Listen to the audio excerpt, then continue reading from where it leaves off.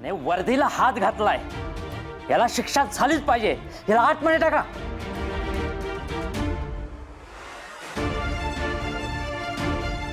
अरे काय करताय काय? आत टाका याला.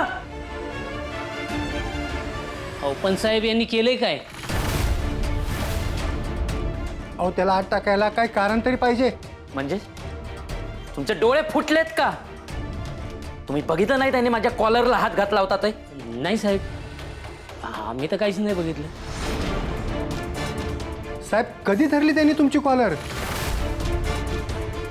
अहो सर, आम्ही तर एवढंच बघितलं, हा केव्हाची तक्रार देतोय, पण आपण तक्रार नोंदून घेतच नाही आहोत. हा मुलगा तुमच्या सिनियरची कॉलर पकडतो आणि तुम्ही त्याला साथ देता. अहो साहेब, सिनियर बद्दल काही वाटण्यासाठी सिनियरने तसा वागला सुद्धा पाहिजे ना. काय बोललास? जास्त तोंड आलंय का तुला? एक तर तू पोलिसाच्या वर्दीला हात घातलायस. थांब, तुला चांगला इंगाच दाखवतो. कसं असतं ना साहेब, पोलिसांची वर्दी सर्वसामान्यांना इंगा दाखवण्यासाठी नसते. पोलिसांची वर्दी असते ती गुन्हेगाराला शिक्षा देण्यासाठी. तुम्ही पोलिसांची वर्दी घातली म्हणून तुम्ही पोलीस झालात असं समजू नका.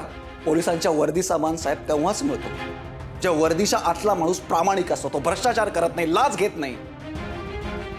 साहेब, तुम्ही जे आत्ता घातलंय ना ती वर्दी नाही, त्याला फक्त कपडे म्हणतात. कपडे. वर्दी तर यांच्या अंगावर आहे साहेब, कारण ते तुमच्यासारखे भ्रष्ट नाही आहेत. काय बोललास?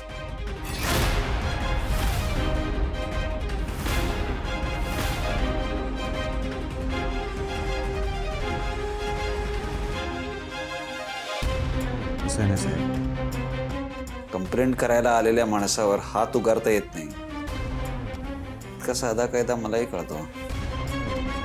हो, हा बरोबर बोलतोय साहेब. हो, आणि तुम्ही जर आमच्यासमोर असे वागलात तर आम्ही तुमची तक्रार वरिष्ठांकडे करू.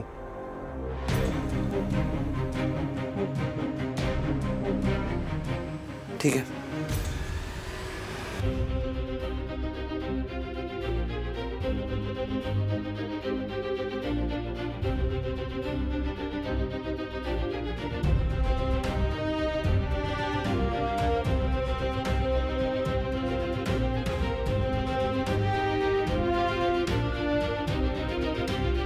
कंप्लेंट लिहून घ्या साहेब. नाही घेत.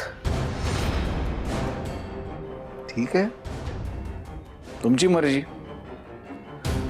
पण साहेब, आता मी एक शिट्टी वाजवीन आणि त्यानंतर जे घडेल त्याला जबाबदार मी नाही.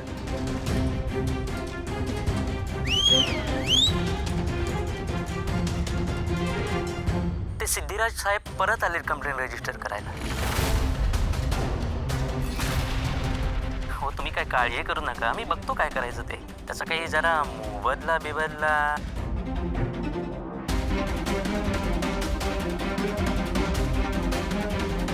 सध्या 1 लाख पाठवा, मग बाकी प्रकरण किती लांबतंय त्यावर ठरवू आपण.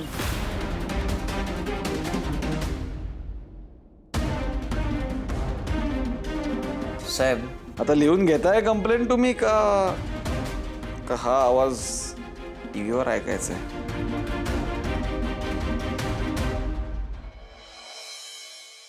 आजी आजी एकदा ऐक ऐक ऐक मी काय? हा कसं वाटतंय?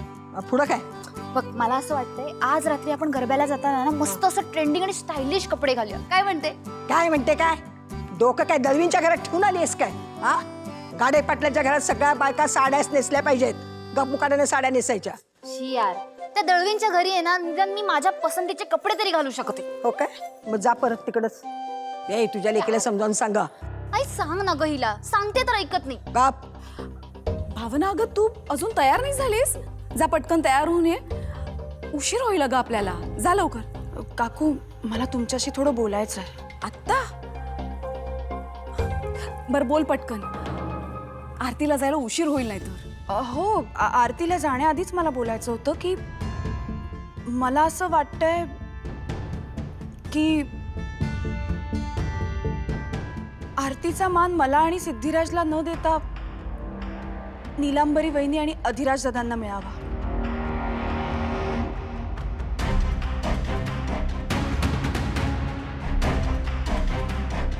काय बोलतेस तू हे?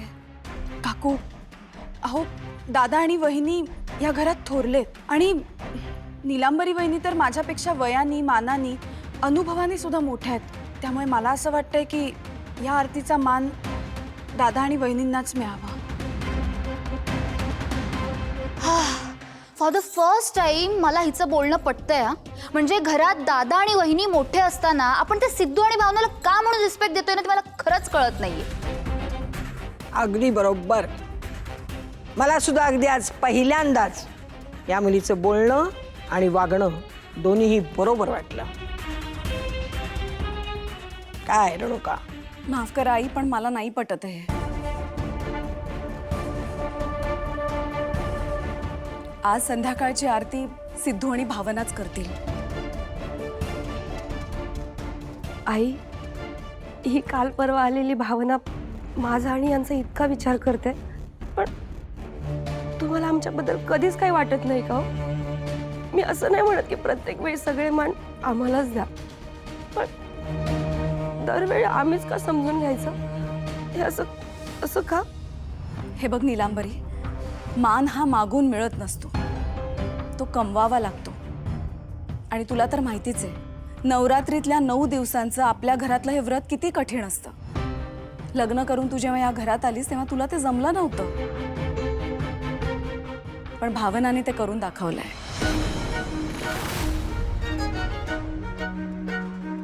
आणि तो मान तिने मिळवलाय. पुढच्या वर्षी तू सुद्धा हे व्रत पूर्ण करून दाखव आणि तूही मान मिळव. समजलं?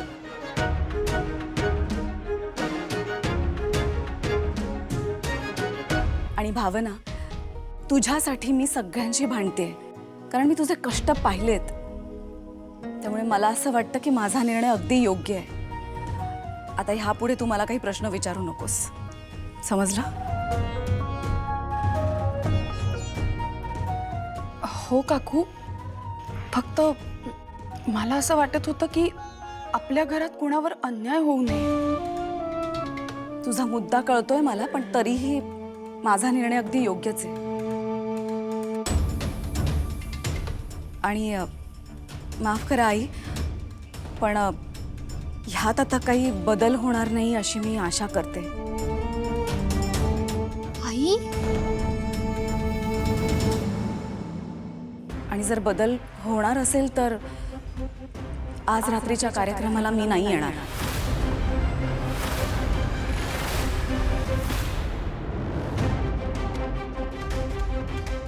काय गोंधळ घालायचाय तो गोंधळ घाला, मला काय.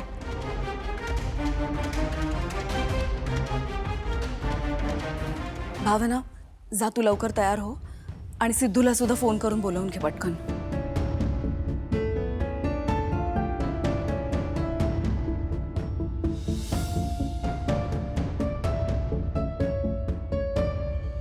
काय ग, आज बरी सिद्धूच्या बायकोनं तुझी बाजू घेतली काय?